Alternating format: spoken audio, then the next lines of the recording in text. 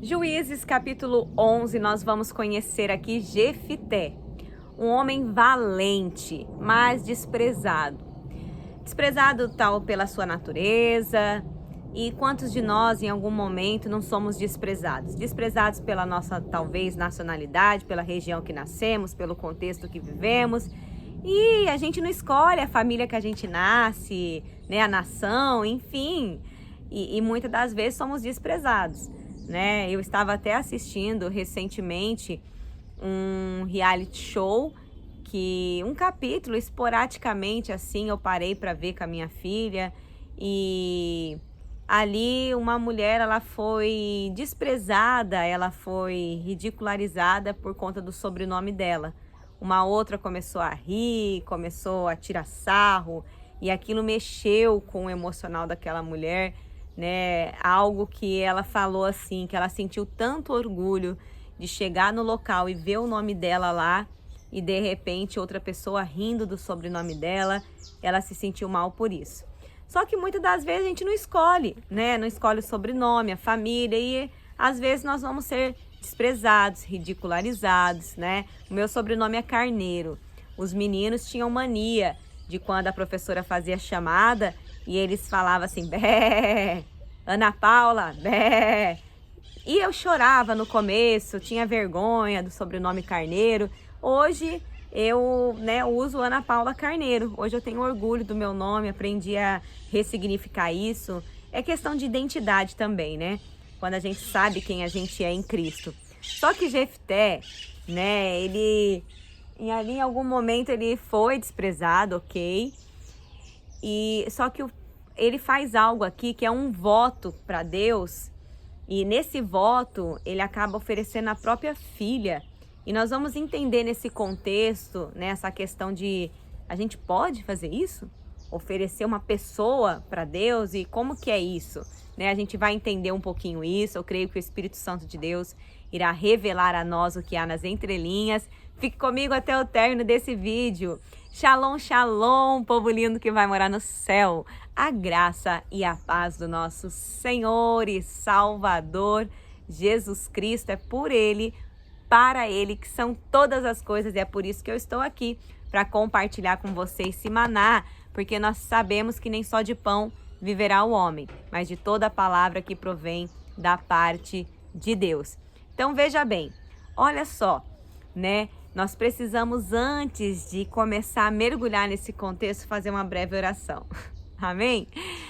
Querido Deus, nós declaramos: em minha boca está o poder da vida e da morte. Falarei palavras de vida, não de morte, de saúde, não de enfermidade, de riqueza, não de pobreza, de bênção, não de maldição, porque em minha boca há um milagre. Pai, nós clamamos a Ti que o Senhor revele a nós o que há nas entrelinhas. É o que oramos e já agradecemos em nome de Jesus. Amém. Então, o capítulo 11, ele vai dar continuidade ao capítulo 10, e ele começa assim: Jefité, o gileadita, era um guerreiro hábil e corajoso. Sua mãe era uma prostituta e seu pai chamava-se Gileade. A esposa de Gileade também lhe deu filhos que, quando cresceram, expulsaram Jefité, exclamando: não terás parte na herança do nosso pai, porquanto és filho da outra mulher. Jefté fugiu para longe de seus irmãos e se estabeleceu na terra de Tobi. Reuniu em torno de si um bando de vadios que andavam com ele. Ora, passado algum tempo, os amonitas fizeram guerra contra Israel. E assim que os amonitas atacaram o povo de Israel, os anciões de Gileade partiram à procura de Jefté, na terra de Tobi. Ao encontraram, lhe pediram: vem depressa, sê nosso comandante, para que respondamos com guerra ao ataque dos amonitas. Contudo, Jefté indagou aos líderes de Gileade: ora, não fostes vós mesmos que me odiastes e me expulsastes da casa de meu pai?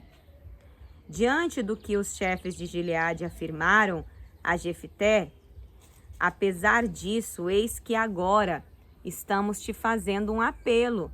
Vem conosco, combaterás os amonitas e será nosso chefe, e também todos os habitantes de Gileade. Então Jefté declarou aos anciões de Gileade: se me viestes levar de volta para casa a fim de combater os amonitas, e para que Yahvé os entregue na minha mão, então serei vosso comandante nesta missão. E os chefes de Gileade prometeram que o Senhor seja testemunha entre nós, se não fizermos tudo como disseste. Ou seja, Jefté, aqui ele é procurado. E ele fala, tudo bem, eu vou, mas se eu for, vocês vão me fazer chefe? Eu serei o chefe? Olha para você ver o coração de Jefté aqui, ele não estava um coração pesado, carregado de mágoa. Apesar dele ter sido expulso, uma pessoa magoada, chateada, ela iria dizer o quê? Sei lá, a pessoa até poderia ir, mas ela talvez iria dizer assim, mas também não quero ser líder de vocês, não quero me relacionar com vocês, eu vou porque eu sou um valente, porque, né, vocês estão vindo aqui, vocês tiveram que se humilhar, deixar o orgulho de vocês de lado e vir pedir a minha ajuda, ok, então eu vou, mas também não quero ser líder e tal, mas não. Ele não estava com mágoa nem nada, ele sabia qual que era o propósito de Deus na vida dele. E essa é a grande diferença das pessoas que conseguem romper e viver o sobrenatural de Deus daquelas que paralisam. Algumas pessoas sabem que Deus tem algo na vida dela e que Deus quer realizar, e ela não guarda a mágoa das pessoas e ela segue. Assim, quando as oportunidades vêm, elas abraçam, se agarram naquela oportunidade, ressignificam e seguem em frente. E é assim que tem que ser. Se você ficar carregando mágoa das pessoas, se você ficar remoendo as coisas do passado e se você ficar presa às situações que você viveu, né, ruminando aquilo dentro de você, você não vai conseguir prosseguir. Porque aquela pessoa que te humilhou no passado, aqueles que te humilharam, eles podem ser usados para te promover. E isso acontece muito na vida da gente, muito. E a gente precisa estar com o coração leve. E diante disso, ele resolve, ir adiante. E os chefes falam, não, tudo bem, vai ser como tu disseste. Versículo 11. Jefté partiu, pois na companhia dos anciões de Gileade, o povo o aclamou como chefe, comandante, e Jefté repetiu todas as suas declarações em Mispa na presença do Senhor. Jefté mandou mensageiros ao rei amonita com a seguinte indagação: que há entre mim e ti, para que venhas atacar a minha terra? Ao que prontamente o rei dos amonitas respondeu aos mensageiros de Jefté: é porque Israel, quando subiu do Egito, se apossou da minha terra, desde Arnon até o Jaboque e até o Jordão. Agora, pois, devolve-me em paz o que tomaste à força. Então Jefté enviou novamente os mensageiros ao rei dos amonitas, esclarecendo-lhes, Assim diz Jefté: o povo de Israel não se apossou da terra de Moabe, nem da terra de Amon. Quando os israelitas saíram do Egito, foram pelo deserto até o Mar Vermelho, no Golfo de Acaba, e dali até Cádiz. Nesta época enviou Israel mensageiros ao rei de Edom, solicitando: permite, por favor, que eu passe pela tua terra. Mas o rei de Edom recusou-se e nem quis ouvir mais nada. Então Israel enviou mensageiros com o mesmo pedido ao rei de Moabe, que da mesma maneira não consentiu. E por esse motivo Israel permaneceu em Cádiz. Logo depois, os israelitas viajaram pelo deserto e contornaram Edom e Moabe. Passaram a leste de Moabe e acamparam do outro lado do rio do Arnon. Não entraram nas terras de Moabe, porquanto o Arnon estabelecia sua fronteira. Em seguida, Israel enviou mensageiros a Seom, rei dos amorreus, em Esbom, e lhes rogou: deixe-me, por favor, passar pela tua terra, para chegar ao território que nos pertence. Seom, no entanto, não confiou que Israel desejasse apenas atravessar as suas terras em paz, e por isso convocou todos os seus guerreiros, acampou em Jaza e atacou o povo de Israel. Contudo, Yahvé, o Senhor Deus de Israel, fez com que os israelitas derrotassem Seom e todos os seus homens, e assim o povo de Israel conquistou todas as terras dos amorreus que viviam naquela região, e conquistando-a por inteiro, desde o rio Arnon até o Jaboque, e desde o deserto até o Jordão. Agora que Yahvé, o Senhor Deus de Israel, expulsou os amorreus de diante dos israelitas, seu povo, serás tu que nos haverá de fazer sair da nossa terra? Ó, valente mesmo, Jefté, hein? Porventura não tomas posse daquilo que o teu Deus Camus te concede? Ora, do mesmo modo tomaremos posse de tudo que Yahvé, o nosso Deus, nos deu. Perceba, né, que o Deus deles, que é Deus pagão, é Deus criado por eles, é com D minúsculo. E o nosso Deus, o Yahvé, né, quando se refere a Yahvé, o nosso Deus com D maiúsculo. Versículo 24. Não, 25. Eis, és tu algo superior a Balaque, filho de Zippor, rei de Moabe? Contendeu ele alguma vez com Israel? Guerreou contra Israel algum dia? Durante 300 anos Israel tomou posse de Esbom, Aroer, as cidades e povoados próximos nos limites do rio Arnon. Por que não os reconquistastes durante todos esses anos passados? Portanto, não fui eu que errei ou pequei contra ti, mas tu, sim, agiste mal para comigo, ao planejares guerrear contra o meu povo. Que Yahvé, o juiz supremo, julgue hoje entre os filhos de Israel e o rei dos Amonitas. Entretanto, o rei Amonita sequer deu ouvidos às palavras que Jefté lhe mandara dizer. Paciência, né? Como diz, foi avisado, né? Então, o Espírito de Yahvé, o Senhor, veio sobre Jefté e o dirigiu com poder, a fim de que ele atravessasse as terras de Gileade e Manassés, passando por Mispa de Gileade, e daí avançou contra os amonitas. Quando a palavra diz, né, que o Espírito de Yahvé, o Senhor, veio sobre Jefté, né, que coisa maravilhosa, é o Espírito Santo tomando conta e vindo, oh glória! Ai, como é lindo, né, o agir de Deus. Versículo 30. E Jefté consagrou este voto ao Senhor.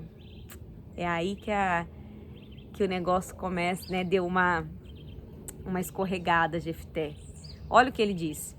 Se entregares os amonitas às minhas mãos, aquele que estiver saindo da porta da minha casa ao meu encontro, quando retornar da vitória sobre os amonitas, será oferecido ao Senhor. E eu sacrificarei em holocausto. Ele fez isso, gente, na emoção. Cuidado com aquilo que você fala para Deus na emoção, sabe? Principalmente quando está iniciando um novo ano. A pessoa começa a prometer, não, Deus, esse ano eu vou fazer isso, aquilo. A pessoa sai prometendo, cuidado. Que esse negócio de ficar fazendo muita promessa. E olha só. Então, versículo 32. Jefté partiu para o combate com os amonitas e o Senhor os entregou a todos em suas mãos. Ok? Ele tomou posse de 20 cidades, desde Aroer até os arredores de Minite, chegando a Abel-Queranim, e desta forma os amonitas foram dominados pelos filhos de Israel. Assim que Jefté retornou à sua casa em Mispa, sua filha saiu ao seu encontro, dançando de alegria, ao som de tamborins, e ela era sua única filha. Jefté não tinha nenhum outro filho ou filha. No instante em que a viu, rasgou suas vestes e exclamou com um brado de dor: "Oh, não! Ah, minha filha amada, estou terrivelmente aflito e desesperado por sua causa, pois fiz ao Senhor um voto que não posso deixar de cumprir." Veja bem, lá em Levítico, capítulo 27, versículos do 1 ao 8, está explicando que se a pessoa fizer um voto, né, em relação a outra pessoa, o sacerdote vai avaliar aquela oferta, quantos ciclos de prata serão oferecidos a Deus para pagar aquele voto. Havia uma forma diante da lei, né, para ele pagar aquele voto. Lá em Deuteronômio 12:31 também fala, né, a respeito disso. Ele não teria que levar isso ao pé da letra, né? Só que ali no calor da emoção, ele acabou se levando por esse, né, por isso, né, por esse voto que ele fez com o Senhor. E muitas das vezes a gente acaba, né, se colocando em situações por desconhecer a lei, por não meditar na palavra, né? Se ele tivesse, talvez ele sabia. Olha para você ver, o conhecimento dele era vasto, né? Porque ele sabia quando o povo estava vindo do deserto, que ele pediu passagem, que foi negada a passagem. Ele sabia do contexto histórico. Só que aqui, levado pelo calor da emoção, ele se deixou seduzir, né? Por esse desejo de fazer esse voto a Deus. E olha o que acontece, né? E versículo 36. E a filha, compreendendo, lhe afirmou: meu pai, tu assumiste esse compromisso com Yahvé. Trate-me, pois, de acordo com o que prometeste, porquanto o Senhor concordou em te vingar de teus inimigos, os amonitas. Em seguida ela acrescentou: concede-me, meu pai, apenas isto. Deixe-me partir com algumas amigas por 2 meses. Vagarei e lamentarei pelas colinas na companhia das minhas amigas, pois jamais saberei o que significa casar e ser mãe. Vai, assentiu o pai, e deixou que ela fosse por 2 meses. Ela se foi, portanto, com suas amigas, caminhando sem rumo pelos montes, chorando e lamentando, porque nunca poderia formar uma família. Passados 2 meses propostos, ela voltou à presença do pai, e ele fez com ela o que havia prometido por meio do voto. Assim ela morreu virgem. Desde então nasceu uma tradição entre as mulheres israelitas de saírem as moças durante 4 dias todos os anos para juntas lamentarem o ocorrido com a filha de Jefité, o Gileadita, né? Então, olha só, a atitude, né, aqui, olha só o que diz aqui em relação ao voto no rodapé da Bíblia aqui da King James, né? O sacrifício humano, ele era um costume pagão que infeliz e desnecessariamente passou a ser conhecido pelos hebreus. O voto, né, a Deus, a promessa, era uma tradição entre o povo de Israel. Contudo, não deveria ser frequente, muito menos feito de forma leviana, pois também não podia ser violado. Como nos ensina Jesus, melhor não jurar, não fazer votos ao Senhor, que está lá em Mateus 5, né, do 33 ao 37. O voto não é obrigatório para se conseguir um favor ou ajuda de Deus, pois Ele nos dá tudo o que necessitamos graciosamente, como um pai que ama e cuida de seus filhos. A atitude, né, submissa e agradecida da nossa alma é a melhor adoração ao Senhor. A oferta de um ser humano em holocausto não é requerida por Yahvé, considerando que Deus sacrificou a si mesmo, né, na pessoa de seu Filho, Jesus Cristo, em nosso lugar. O voto que Deus mais aprecia é a completa dedicação da nossa alma e de nossas atitudes diárias a Ele, como um holocausto espiritual. Não façamos como Jefité, né, nem como Orígenes de Alexandria, também conhecido como Orígenes, o cristão, um dos pais gregos da igreja do século, né, do 2º século, um dos maiores tradutores e comentaristas das escrituras, que todos os tempos que mutilou seus órgãos sexuais ao interpretar literalmente Mateus 5:29. Então a gente precisa ter muito cuidado com aquilo que nós prometemos a Deus. O que Deus ele quer é o seu coração quebrantado, é você obediente e não se iluda com votos tolos. Amém? Oremos. Senhor, meu Deus e amado Pai, obrigado por esta palavra, obrigado, Senhor, porque verdadeiramente nós somos amados por Ti. Ainda que sejamos rejeitados, nós aprendemos aqui com Jefité a não guardar mágoa. Se o Senhor tem um plano e um propósito, vai se cumprir. O Senhor usa pessoas para salvar pessoas e nós precisamos estar no centro da Tua vontade. Pai, que o Senhor realize a boa obra nas nossas vidas, que a tua vontade, que é boa, perfeita e agradável, prevaleça. Te damos graças e te louvamos em tudo. Obrigado, Senhor, por esta palavra e que nós possamos ter uma vida devocional, colocando a palavra, Senhor, né, nas nossas ações, aplicando a palavra nas nossas ações. Que tenhamos sabedoria para agir, para tomar as nossas decisões e principalmente, Senhor, que nós não venhamos fazer votos tolos diante de Ti. É o que oramos, já agradecemos em nome de Jesus. Amém. Graças a Deus. Aleluia. Lâmpada para os meus pés é a palavra do Senhor e luz que clareia o nosso caminho. Que Deus abençoe poderosamente o seu dia, a sua vida. Shalom.